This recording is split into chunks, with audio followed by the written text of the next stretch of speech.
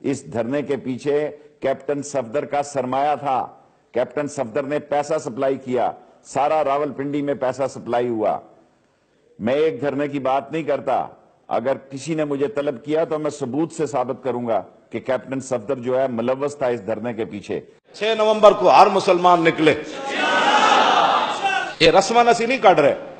ہاں کروڑواں حصہ بھی کسی دے دل وچ کوئی دنیاوی مفاد ہوئے نا, میں اپنی گل کر رہا, میں چونکہ لبیک دا امیر ہاں, میرے کروڑویں دل وچ بھی ہوئے کوئی دنیاوی مقاصد, کوئی اقتدار دی بھوک یا کسی دا اشارہ, تے میں مسجد وچ بیٹھ کے اے میرا پوری دنیا تے اعلان ہے, میرے دل وچ بھی کدی کوئی گزری ہوئے نا بھائی اس ناموس رسالت تے ختم نبوت نو آڑ بنا کے تے اپنی شخصیت یا اپنے کسی عزیز دی یا کوئی دنیاوی مقاصد یا کسی دے اشارے کنائے, تے یا اللہ اسے ویلے مینوں زمین وچ واڑ دے.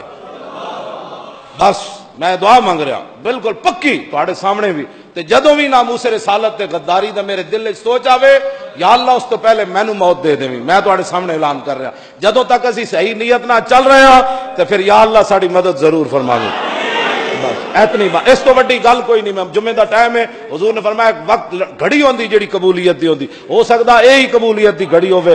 میں اعلان کر رہا, لوگ بکواس کرتے رہتے ہیں جی ان کے کیا مقاصد ہے, کوئی مقصد کوئی نہیں, ایک ہی مقصد ہے, انہیں جانا انہیں مانا, نہ رکھا غیر سے کام, للہ الحمد میں دنیا سے مسلمان گیا, رہے گا یوں ہی ان کا, بڑے خاک ہو جائے جل جائے.